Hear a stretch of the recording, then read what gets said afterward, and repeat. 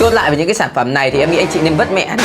Mua mấy cái đồ Trung Quốc đấy nó chỉ tốn tiền thôi chứ nó chả hàn được mẹ gì đâu anh chị ạ. Mỗi gia đình chúng ta nên có một chiếc máy hàn miệng túi mini này. Mỗi khi có đồ ăn nhẹ không ăn hết, gia vị không dùng hết, phải dùng nó niêm phong lại. Chất lượng đường hàn rất tốt và kín, chống ẩm và chống côn trùng. Ê, cái quả máy hàn miệng túi này tiện lợi thật nhá cả nhà ơi. Em phải múc về thử xem là nó có giống như quảng cáo không nhá. Đây, em đã mua về đây anh chị. Cảm giác thiết kế xịn sò phết anh chị ạ. Không biết là có xịn thật không. Em thấy đầu tiên đây là chân sạc Type-C này anh chị này. Ở đây thì nó sẽ có hai nút, một nút là cái lưỡi dao anh chị ạ. Còn một nút là để bấm là để sẽ hàn. Khi bật nút này lên thì nó sẽ sáng cái này. Vào việc luôn nha anh chị nha. Nói chung là em thấy là mấy cái đồ này ấy, thì đa phần là toàn từ Trung Quốc đấy anh chị ạ.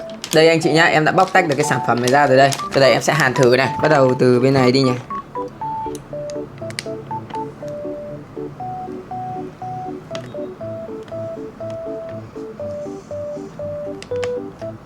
Và thành quả của chúng ta là một chiếc túi chỗ hàn được, chỗ không hàn được anh chị ạ. Chỗ này nó còn chưa hàn được này, nhưng mà những cái chỗ trên này em thấy là nó hàn được đấy anh chị ạ. Nhưng mà ở giữa này nó vẫn có một đoạn hở này. Khả năng là trong video thì anh chị sẽ khó nhìn. Có nghĩa là nó hàn chưa được 10 đấy. Để em hàn lại một lượt nữa nha. Mong là sẽ được đấy.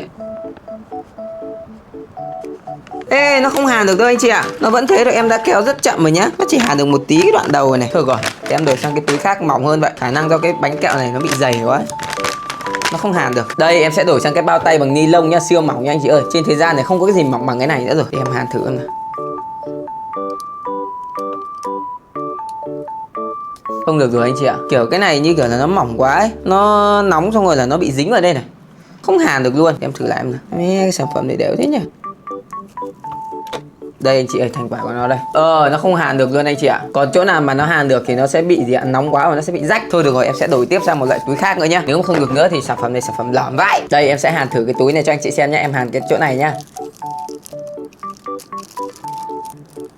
Ê, nó được rồi anh chị ơi. Ui, nó được thật anh chị ạ. Nhưng mà có những chỗ nhá, nó sẽ bị rách ra như này này anh chị này. Còn có những chỗ nó sẽ liền như này. À không, nó cũng rách nhiều đấy. Còn cơ bản là em thấy hiện tại là nó đang được nhá. Để em bóp này, xem khí nó ra.